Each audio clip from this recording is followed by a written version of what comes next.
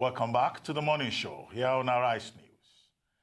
The increasing number of the death of Nigerians in the hands of herdsmen, whose origin is still a subject of conjecture, has been the source of increasing tension in the land. The friction being generated by this continues to reflect on the country's socio-political barometer and quite worryingly keeps widening the fault lines among various ethnic groupings in the country. In recent weeks, various stakeholders have been speaking out against this reign of terror. Over last weekend here in Lagos, there was a beret movement, orange, I guess that's the color, right?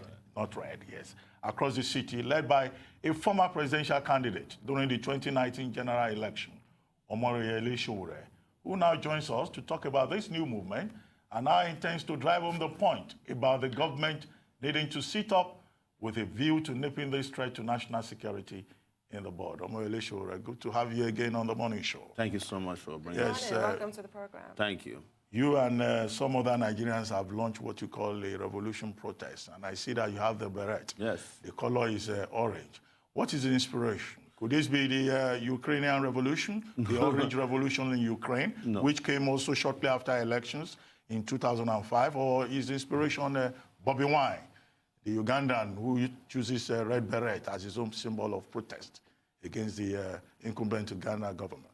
I think when you see the beret, it's a signal that people have decided to rebrand and go more militant regarding their position on either national or international issues. And when I mean militancy here, if you realize that after the election we changed some of our positioning, and we started using Revolutionnow because that election showed that simple elections can no longer save Nigeria or improve Nigeria's democracy, that people must take their destinies in their hands, and that we deserve or must have a revolution in this country, particularly if we don't want war, because a lot has been done. As you mentioned, this is the most difficult time to be a Nigerian. This country is not safe. And I know people use the word generically, headsman. The way I describe it is that it's the metaphor for how people feel about being under siege at this time. So you can divide headsmen into political headsmen, economic headsmen, people who are raping the economy, who are destroying the country, destroying the country's democracy. And when it was not headsmen, they used to be called unknown gunmen. Before it was that people who were kidnapping were referred to as Niger Delta militants, regardless of where they were carried out. I think there was a time Niger Delta militants apparently went to Kaduna to kidnap the secretary to the government in Kaduna State, one high official, and drove the person to Warri. So, but now we're using headsmen. But the truth is that this country is not working, and people who are leaders of this country are incompetent, they are wicked, and they are not willing to change their ways. And they've shown clearly during the last election that they cannot even accept democratic change. They cannot allow free and fair elections to happen. They allocate votes to themselves. And there's hunger, starvation, and insecurity in the land. Government has failed. Nigeria is failed as a state, and until we take that necessary big step, not next level, Nigeria will not attain its potential. And that's why we are changing our appearances, and we are changing our tone, and we are urging and mobilizing people around Nigeria to come together and do it one time. So tell us about the march. Was it members of AAC or other people? Tell us what the agenda is. What is the ultimate objective? And you are also quoted as saying that the march was a rehearsal for what is coming up in the next few weeks and months. What should we expect? That's correct. We are mobilizing people across the country. We are having conversation, and a date will be released as to when first will happen in the series of marches that will eventually lead to what is our expectation, that this country will return to its owners, the people, no longer being managed by the owners of Nigeria who have decided that our lives don't matter, and that when we take decisions, it doesn't matter. They decide what to decide for the country. So it's up to them to decide when this will be over. But it's up to us to decide when enough is enough, and we've reached that point. We've reached a breaking point. You were a presidential candidate of the African National Congress. That's correct. In the February 23 presidential election. And, at the end of the day, you got about 32,593 votes. Now, Is this an expression of frustration with the outcome of that election? What you could not get through the ballot box, now you want to mobilize people to the streets to get it. Because at that time, you kept saying that, look, the people in government in Nigeria have failed the people. And you had a slogan, to take the country back. Yes. So the ballot box failed you. Now you want to take the country back through the streets. Is that the agenda? No, I'm not. It would be wrong to say that it's frustration. All of us are frustrated with Nigeria. I ran an election, and they allocated some votes to me. There was no election. Yes, there was no election. Everybody knows that. That's the reason why we're stepping up now. That it is clear that voting is no longer going to solve the problem in Nigeria. So taking it back at that time is still taking it back now, but stepping it up to make sure that there's an urgency attached to it, because nobody's safe in this country anymore. Nobody's got jobs, nobody can feed, nobody has hospitals to go to, nobody can sleep at night, without your two eyes open. This is the worst place to live in the world today. It's very sad, but we cannot continue to lament. We can't continue to agonize. We have to organize. And I want to know what you mean by there was no election. And also in your manifesto, when you were running your campaign, on the area of security, you said you would, as president, have increased policing and ranching as a solution. So can we now discuss that? What do you want the government to do? Clearly, the government is failing to do what you... I am not here as a government advisor. I brought out a lot of ideas during the election that they stole, but couldn't implement. That's why we are in this mess now. Yeah, but what would you like to see? Not as a government advisor, as a citizen of Nigeria. I'm not here to tell you what I want to see. I'm telling you what I want to do. Should. There needs to be solutions. The solution is for us to have a revolution. That's the solution right now. That's what I'm here to discuss.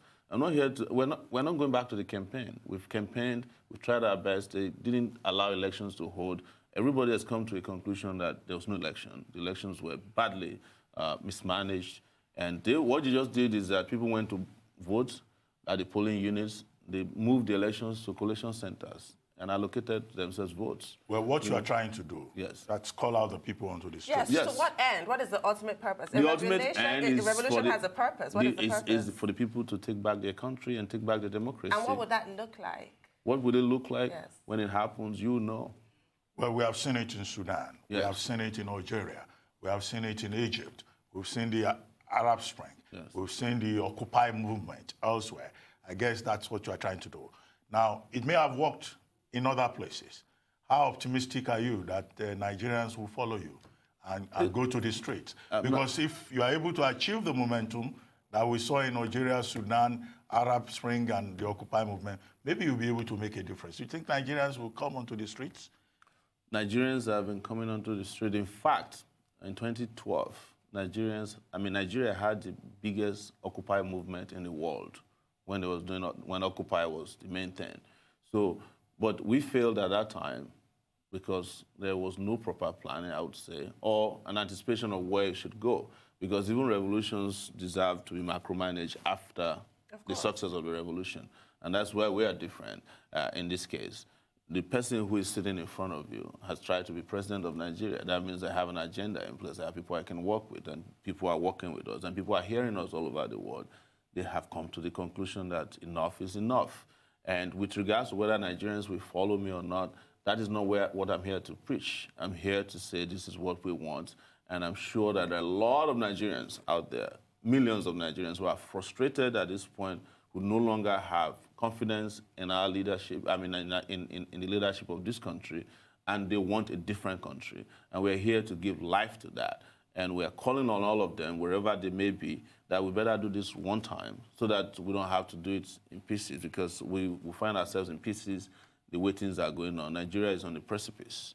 So to avoid war, let's go for a revolution. Instead of going for a prolonged war, let's go for one-day action that will save our country. And that's what I'm preaching. That's what I'm here to talk about. And I'll continue to talk about until we achieve it. No, I ask you the question, advisedly, because, in Nigeria, activism, yes, is one thing, but being able to mobilize the people is another. When you try to mobilize people in Nigeria, they throw up questions about ethnicity, about motive, about, religion, right? So what strategy do you have in place? Or are you just doing this alone? or you have some other allies who are buying into your narrative and who truly believe, either in the political class or the professional class, that the time has come, truly, as Sowore is insisting, to take back Nigeria. Doc, you know me for close to 30 years. And I was one of the student leaders in this country that mobilized against the military. At times, we had over 1 million people on the streets of Lagos that drove the military out of power. I'm not talking about just one military general. Started from Babangida, we drove him away. Shonekan came, not military, but a stopgap measure. We drove him away in 82 days. We stayed on the streets in this Lagos and all over the country for 82 days. Abacha came, one of the worst military generals in terms of repression. We took him out. So this is not new. I'm not a newbie in the business. But I'm not going to be coming on TV to be telling you strategies about the revolution. That would be stupid of me to do that. But I'm telling you that people all over this country and Nigerians all over the world have gotten to a point of no return. And we would have to make the sacrifices. I'm telling you, we can be sitting here over analyzing the issue and paralyzing ourselves with analysis about religion, about ethnicity. These things are real, but they will not stand in the way of the revolution that is coming, because hunger don't know ethnicity, insecurity don't know religion, and every other cleavages or division or things that divide us they were created by the same objective conditions that we are going to fight against.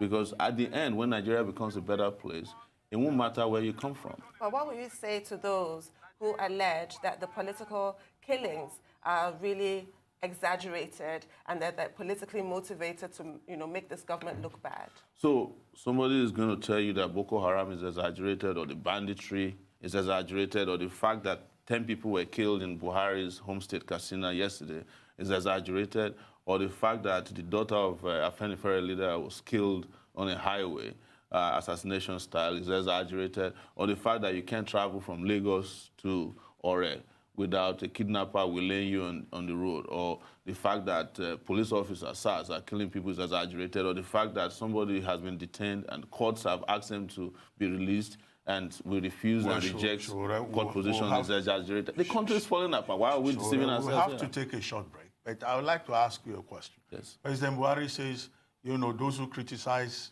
as you are doing are unpatriotic. And he also says, they don't seem to understand the issue. Are you unpatriotic? When we come back, you answer that question. Stay tuned. Welcome back to the morning show here on Arise News. Still with us in the studio is the presidential candidate of the African Action Congress during Nigeria's 2019 general election, who is now leading a revolutionary movement to take Nigeria back, he says. Before we went on break, I asked you, I said, President Buhari says critics are unpatriotic. Are you unpatriotic? And are you afraid that, now that you are calling for a revolution, and you are saying you will move people to the streets, you will become a subject of special interest for the security agencies who may decide to just move against you? Because you are challenging the system. I've been a subject of special interest for 30 years. I became a subject of special interest at the University of Lagos since 1992, and eventually 1993. It depends on where the pendulum is swinging, but I don't think there's never been a time in my life, in the last 30 years, I was not subject of special interest. My name had been permanently put at the airport as a security risk to this nation for 30 years. There's no point wasting our time discussing whether security agencies are interested in my views or position. They've always known me to be like this. I've been consistent like this. And I'm not worried about how they think about me. I'm worried about how we can save this country and how we can even save the security agencies themselves, because it's obvious that they too are unsafe. They are unable to carry out their activities due to also the handicaps brought upon their work by terrible leadership in the country. You've reached a point in this country where the Chief of Army Staff says that the reason they can't defeat Boko Haram is because soldiers are poorly motivated. And the soldiers are saying, no, you are the one who refused to equip us because of corruption at the highest levels of government. So, and the issue of patriotism, I don't waste time on discussing patriotism. It's a jargon that leaders use as it suits their own agenda. The person who is patriotic in a nation is the person who wants the nation to function, not people who are dragging down the nation and preventing the country from attaining its potential. Those are the unpatriotic people. So, but I don't want to waste my time discussing who's a patriot. So we have images there of you addressing the march yesterday in Maryland. Can you tell us more about that? I was there before yesterday. So we had a march, and there was a rehearsal to actually launch our orange hat and to let people know that we'll be doing several other things the next few days, weeks, and months to come until we achieve our total objectives of ensuring that there's first revolutionary consciousness and a physical revolution in this country, because we need it. And like I said, you don't have to worry about me now. You should worry about the country. Well, you've been on the front line of activism for 30 years, as you've said. Yes. So you are aware of a criticism that's made of Nigerians, that Nigerians can be quite resigned, even in the face of poor governance, social issues, lack of infrastructure, just a whole gamut of disasters. We tend to just take a very resigned, God day position. What is your view of this, and how do you plan to galvanize people? Well, it is true, but I'm also coming with experience in doing some of these things. You should also accept that Nigerians haven't had the kind of leadership in the revolutionary sector to mobilize them. There are a lot of young people who would rather have a better country than sit around and be watching, a reality TV show that knobs them, or spend their time, watching teams playing soccer that have no bearing on their lives. If you don't provide the leadership, then you should not be blaming a complacent citizen. People can be complacent when they don't have the right motivation to do work. But there's also a case to be made of the fact that over these years, they've also destroyed and dehumanized our people so well or so much that people don't even know what they're entitled to as citizens. But it was the same in Sudan. They rose one day. It was a lady, or a number of ladies that started it in Sudan, and people criticized them. They said, how can women lead a revolution? And that was why they were successful, because they just thought, this is just women. After a while, they get tired. The same thing that happened in Nigeria, where I think they had an 82-year-old leader that has been around forever. He was sick. Nobody ever saw him, but he kept running for election from hiding. And people got tired of it. It has to be that people are tired and they step out of whatever complacency or complacent situations there, or fear, they overcome their fear, step out one time. Look, Shiites, the Shiites in Abuja. The Islamic movement of Nigeria. Yes, the Islamic movement of Nigeria. One day decided that because their leaders were detained and judgments had been given for them to be released, or orders, and the government did not release. They went to the National Assembly.